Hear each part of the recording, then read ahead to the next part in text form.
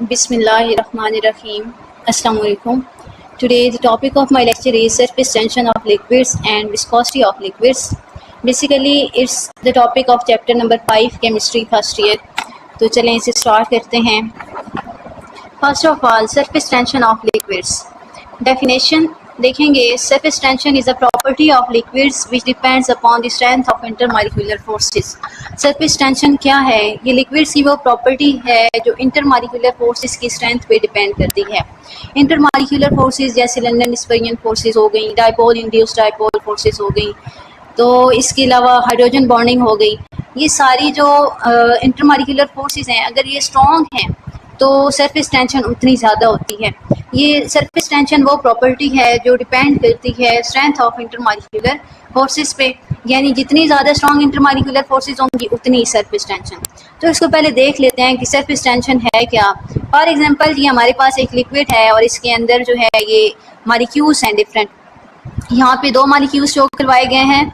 अब ये मॉलिक्यूल जो सरफेस पे होते हैं ये डाउनवर्ड या लिक्विड के अंदर की तरफ जो है अट्रैक्शन बियर करते हैं. इन्हें कौन अट्रैक्ट कर रहा होता है? लिक्विड के अंदर जो दूसरे मॉलिक्यूल्स प्रेजेंट होते हैं वो इन्हें क्या कर रहे होते हैं?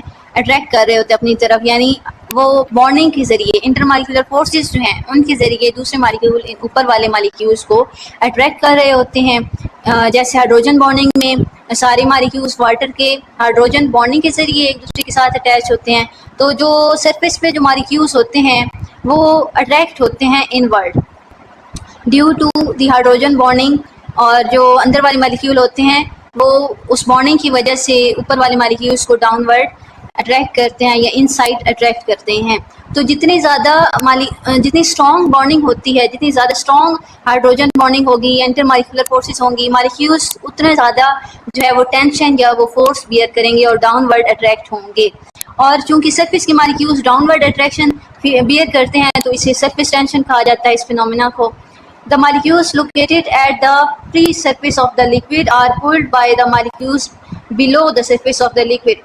जो मॉलिक्यूल्स फ्री सरफेस पे यानी जिसके ऊपर मज़ीद कोई लिक्विड नहीं है, जो टॉप ऑफ द सरफेस है लिक्विड की, वो मॉलिक्यूल्स वहाँ पे जो होंगे वो अट्रैक्ट होंगे इनवर्ड. उनको पुल बियर करना पड़ेगा किसकी तरफ? जो मॉलिक्यूल्स लिक्विड के इनवर्ड होंगे, इनसाइड मजीद मॉलिक्यूल प्रेजेंट होंगे. This downward pull tends to contract the surface of the liquid. और ये जो डाउनवर्ड पुल होगा ये सरफेस ऑफ लिक्विड को कॉन्ट्रैक्ट करेगा, यानी मॉलिक्यूल्स डाउनवर्ड खींचते चले जाएंगे तो सरफेस जो होगी लिक्विड की वो कॉन्ट्रैक्ट होगी. इससे नेक्स्ट ये है कि formation of skin on the surface. तो फॉर्मेशन ऑफ स्किन होगी. स्किन मीन्स तय, एक लेयर तय है, तय जो बन जाएगी लिक्विड के ऊपर उस सरफेस टेंशन की वजह से. सरफेस लेयर फिनोमेना जो है इसको देखते हैं. Molecules at the surface experience a net force inward due to intermolecular forces. जो मॉलिक्यूल्स सरफेस पे होते हैं, अगेन वही बात, वो इंटरमॉलिक्यूलर फोर्सेस की वजह से इनवर्ड फोर्स बियर करते हैं और this leads to skin on the surface. क्योंकि ये मॉलिक्यूल डाउनवर्ड अट्रैक्ट होते हैं जो सरफेस पे होते हैं, तो यहाँ पे जो है एक स्किन एक तय सी बन जाती है सरफेस पे खिंचाव की वजह से. Liquid tend to minimise their surface area due to surface tension. और लिक्विड्स जो हैं वो अपने सरफेस एरिया कम करते हैं, वो मिनिमाइज उनका होता है, यानी सरफेस का जो एरिया वो सरफेस की मॉलिक्यूल्स डाउनवर्ड कॉन्ट्रैक्ट होते हैं. वो किस वजह से होते हैं? वो सरफेस टेंशन की वजह से होते हैं.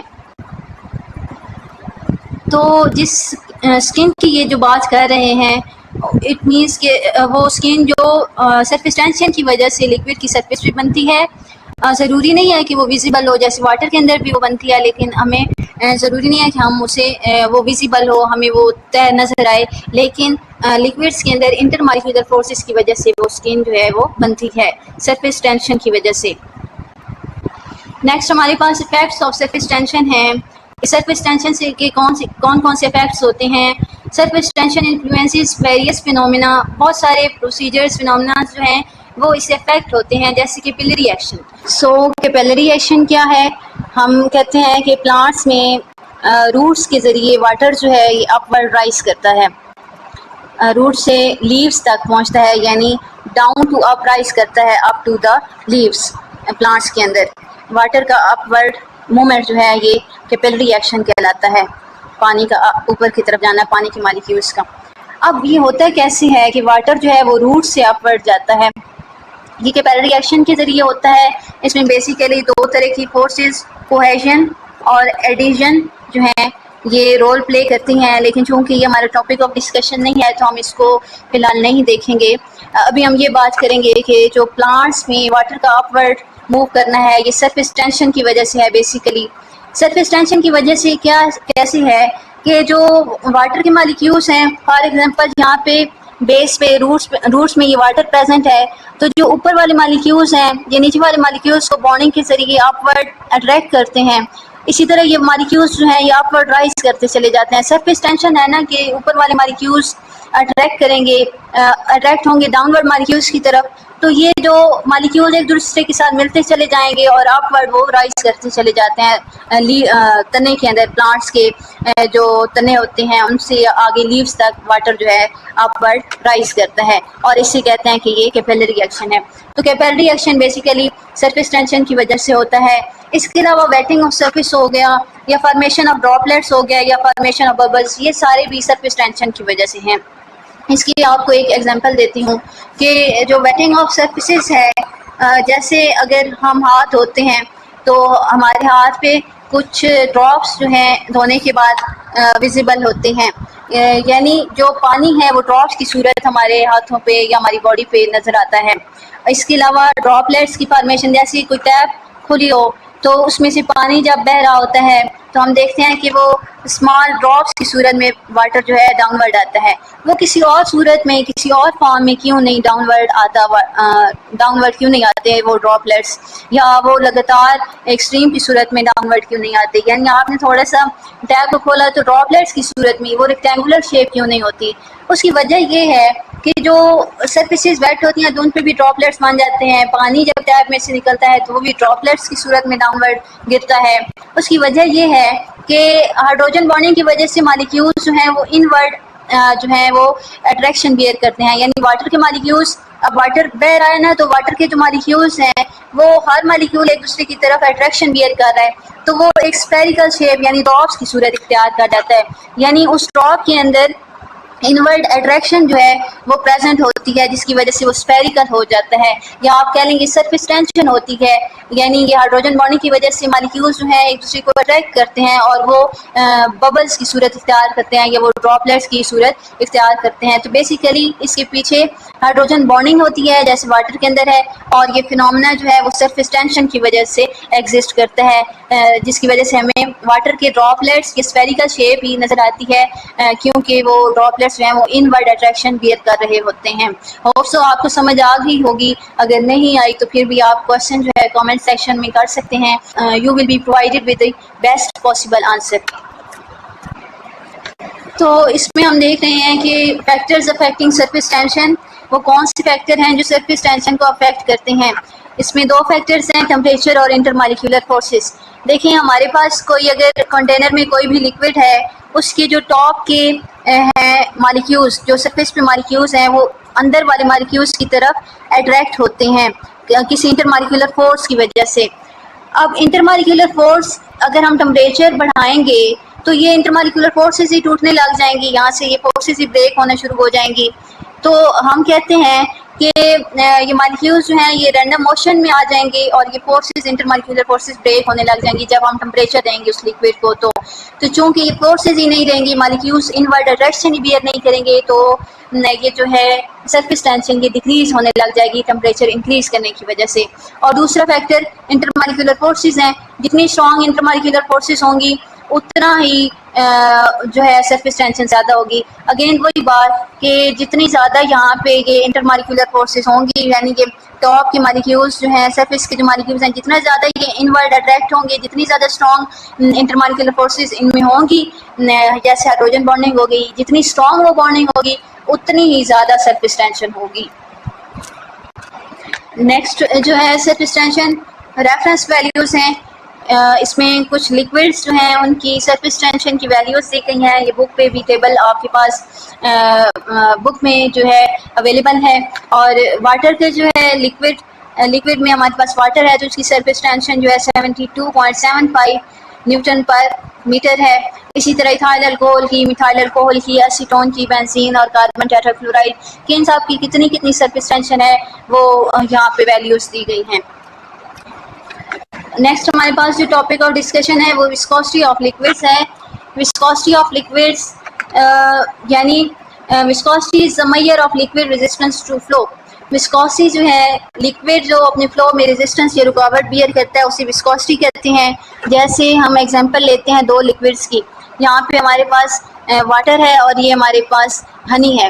तो हनी जो है गाढ़ा लिक्विड है, ये इजीली फ्लो नहीं करता, इसकी हाई विस्कोसिटी है, यानी इसको फ्लो में रेजिस्टेंस बियर करना पड़ती है, इसे विस्कोसिटी कहते हैं। और हनी की ज़्यादा विस्कोसिटी, इसी तरह वाटर है तो उसकी हनी की निस्बत कम विस्कोसिटी है। It is a property that decreases the thickness और स्टिकीनेस ऑफ अ लिक्विड। ये वो प्रॉपर्टी है जो डिस्क्राइब करती है थिकनेस, किसी लिक्विड की थिकनेस को, और स्टिकीनेस यानी उसके चिपकने की सलाहियत को, जैसे हनी हो गया उसकी थिकनेस और एडिशन जो स्टिकीनेस जो है उसको डिफाइन करती है। Liquids with higher viscosity are thicker and offer more resistance to flow. ऐसे लिक्विड्स जो ज़्यादा थिक होते हैं और हाई विस्कोसिटी होती है उन्हें फ्लो में ज़्यादा रेजिस्टेंस जो है वो बियर करनी पड़ती है। Liquids with low viscosity are thinner and are less resistant to flow. और ऐसे लिक्विड जो थिनर होते हैं, जो बहुत गाढ़े नहीं होते, उनको लेस रेजिस्टेंस यानी कम रुकावट जो है वो फ्लो में पेश आती है। बहाव में वो इजीली वो बह जाते हैं, बहाव में उन्हें कम रुकावट बियर करनी पड़ती है। यहाँ पे हमारे पास एग्जांपल्स हैं। Honey is more viscous than water. हमें पता है कि हनी जो है वो ज़्यादा विस्कस है पानी की निस्बत। And stronger intermolecular forces result in higher viscosity. जितनी स्ट्रॉन्ग इंटरमॉलिक्यूलर फोर्सेस होंगी उतनी ज़्यादा हाई विस्कोसिटी होगी। अभी हमने बात की है, तो जितनी ज़्यादा इंटेंस यानी अब हनी है तो उसमें बहुत ज़्यादा स्ट्रॉन्ग इंटरमॉलिक्यूलर फोर्सेस हैं, जिसकी वजह से उसमें बहुत ज़्यादा हाई विस्कोसिटी है। Viscosity decreases with rise in temperature. अभी थोड़ी देर पहले हमने पढ़ा कि सरफेस टेंशन भी डिक्रीज होती है टेम्परेचर राइज करने से। तो जब हम टेम्परेचर राइज करते हैं तो विस्कोसिटी भी डिक्रीज होती है, क्योंकि इंटरमॉलिक्यूलर फोर्सेस ब्रेक होने लग जाती हैं तो विस्कोसिटी मेंटेन नहीं रहती। Factors affecting viscosity. The factors affecting viscosity are as follows. उनमें एक टेम्परेचर आ जाता है, यानी an increase of temperature increases the average kinetic energy of molecules. This allows the molecules to overcome the attractive forces. This lowers the viscosity. इसको समझते हैं कि ये क्या कह रहे हैं कि हमारे पास बिलफर्ज कोई लिक्विड है और उसके अंदर स्ट्रॉन्ग इंटरमॉलिक्यूलर फोर्सेस हैं, उसके अंदर विस्कोसिटी है, उसके मॉलिक्यूल्स जो हैं वो बाउंड है एक दूसरे के साथ हाइड्रोजन बॉन्डिंग के ज़रिए। तो ये जो जब हम टेम्परेचर बढ़ा देंगे, यानी यहाँ पे ये हमारे पास जो है अगर हम इसको टेम्परेचर राइज करेंगे तो ये जो इंटरमॉलिक्यूलर फोर्सेस हैं यहाँ पे मॉलिक्यूल्स के अंदर जो फोर्सेस हैं जैसे हाइड्रोजन बॉन्डिंग है तो ये ब्रेक होने लग जाएंगी। क्यों? क्योंकि average kinetic energy of molecules जो है वो बढ़ जाएगी। जब हम टेम्परेचर देंगे तो मॉलिक्यूल्स जो हैं ये रैंडम मोशन में आ जाएंगे, यानी ये एक जगह से दूसरी जगह मूव करने लग जाएंगे रैंडमली। तो जब ये मूव करने लग जाएंगे तो इनकी जो अट्रैक्टिव फोर्सेस हैं जो इनके दरमियान वो टूटने लग जाएंगी, और इस वजह से जो विस्कोसिटी होगी लिक्विड की वो कम होने लग जाएगी। नेक्स्ट इंटरमॉलिक्यूलर फोर्सेस हैं।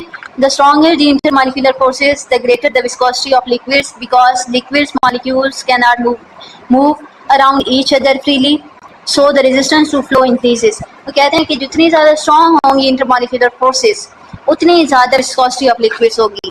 यानी लिक्विड के ये जो मॉलिक्यूल्स हैं ये जितने टाइटली एक दूसरे के साथ बाउंड होंगे उतना ही ज़्यादा जो है इनके अंदर जो है फोर्स स्ट्रांग होंगी, तो ये इजीली मूव नहीं कर सकेंगे, फ्रीली मूव नहीं कर सकेंगे, तो ये इजीली फ्लो भी नहीं कर सकेंगे। यानी ऐसा लिक्विड जिसके मॉलिक्यूल्स के अंदर स्ट्रॉन्गर फोर्सेस हैं इंटरमॉलिक्यूलर फोर्सेस, तो वो मॉलिक्यूल एक दूसरे के साथ टाइटली बाउंड होंगे, वो इजीली मूव नहीं कर सकेंगे, जिसकी वजह से वो फ्लो में जो है रेजिस्टेंस बियर करेंगे। उनके मॉलिक्यूल एक जगह पे फिक्स होंगे, टाइटली बाउंड होंगे, तो वो इतना इजीली फ्लो नहीं कर सकेंगे, उन्हें फ्लो में रेजिस्टेंस बियर करनी पड़ेगी, जिस प्रॉपर्टी को आप विस्कोसिटी कहते हैं। तो जिन मॉलिक्यूल्स की स्ट्रॉन्गर इंटरमॉलिक्यूलर फोर्सेस होती हैं वो ज़्यादा विस्कस होते हैं। तो यहाँ पे हमारा आज का टॉपिक जो है वो कंप्लीट हो जाता है। अगर आपका कोई क्वेश्चन हुआ तो कमेंट सेक्शन में पूछ लीजिएगा, you will be provided with the answer, and kindly like my video and subscribe to my channel. Thank you.